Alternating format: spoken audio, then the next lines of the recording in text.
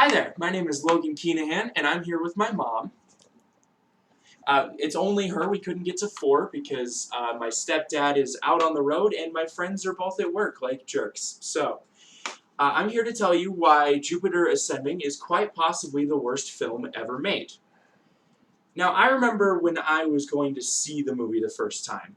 My friends and I had been on the Jupiter Ascending hype train for months. The trailers had promised us a movie about an ultimate killing machine who accidentally stumbles onto royalty.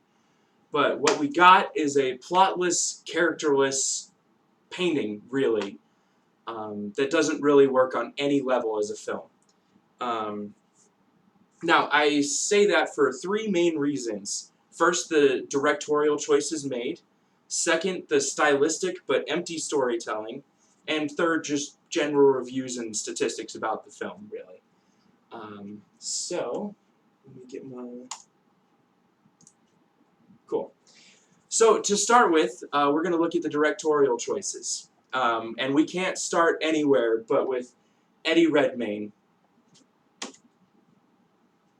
What about the girl? Still alive. The double I security deployment to destroy any ship that comes near the planet.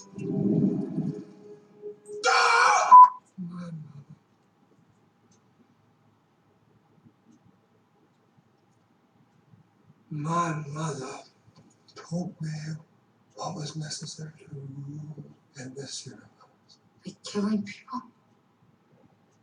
I create life! And I destroy it. Now, Eddie Redmayne is a very accomplished actor. At this point, he had already played Stephen Hawking in The Theory of Everything. He was very well regarded. So, with that in mind, you can see how he's actually acting very well. But the directors probably told him to act it up a little bit and give it a nice quasi-Voldemort accent. Now, other choices, I believe, that impacted the film include the casting choices. Mila Kunis and Channing Tatum have zero chemistry whatsoever, and they force a romance straight down your throat just because they're both the leads and they're both attractive people. So, and lastly, all of the action sequences include an incredible amount of slow motion. Every action sequence takes about 3 or 4 times longer than it could have, and on the whole probably adds about 10 to 15 minutes of runtime to the movie. Now, secondly, the movie is extremely stylistic. We have amazing visuals in multiple settings. But the problem with all of these visuals is they come during scenes that make you want to roll your eyes. This is Mila Kunis and Channing Tatum flying in to meet with her, I guess, daughter. A scene that winds up just being a giant exposition dump for about 10 minutes. This is supposedly the climax of the film. This is Channing Tatum in battle with a half-dragon, half-human. And as previously stated, it looks amazing, but the fight itself doesn't have choreography or pace or really anything. They just sort of fly up and then fall down. And lastly, this is a wedding scene between Mila Kunis and what the movie shows you as her son. I don't understand why it's her son, but it looks really nice, right? It looks great. What winds up happening is it feels like the plot was kind of built around these set pieces that they made. It kind of feels like they made a bunch of concept art and said, yeah, that'd make a great movie. Now let's make a story around it, finally. And it's just the wrong way to make a movie. And it's really disappointing because as a TV show or even as an anthology of films, this could have been something really amazing. It's got the plot of a really good miniseries. It feels like she has to overcome the 3 siblings to become the owner of Earth, and it's really disappointing, honestly.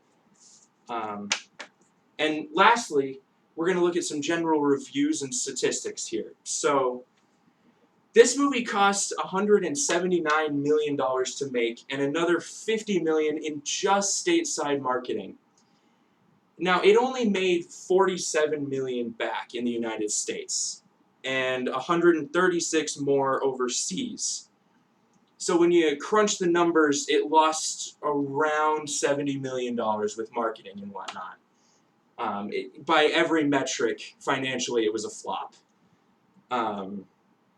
It even came in third place on its opening weekend behind the SpongeBob movie and American Sniper in its third weekend. Now, some reviews I've collected here are from, let's see, Rotten Tomatoes, Variety, The Movie My Life, and Rolling Stones. So let's check those out. We start with, don't even get me started on the aliens, many of whom would have been turned away from the cantina door in Mos Eisley. Or, the Wachowskis create a churning, swooping CGI universe that's decorated to the corners of the frame without taste nor imagination. And even if we look at some of the good reviews for this film, you'll find that they're a little more passive-aggressive, like this one.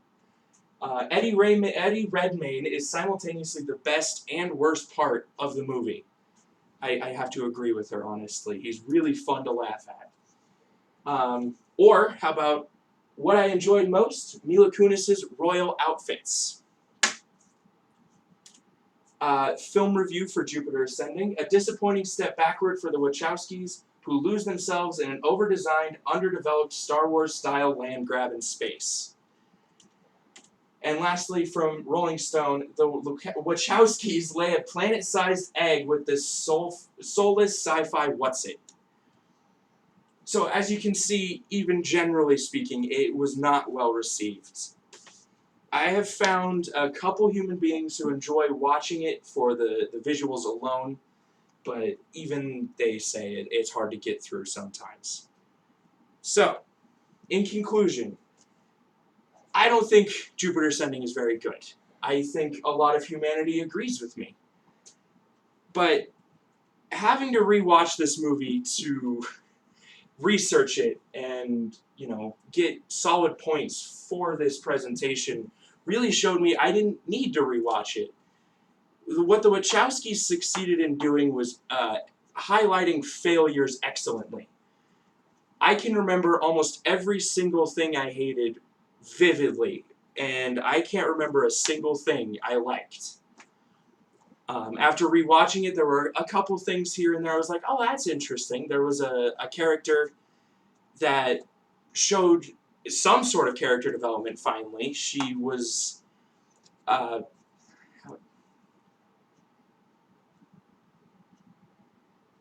got myself into a corner. I can't come up with a word. She was all about honor. We'll put it that way. She was...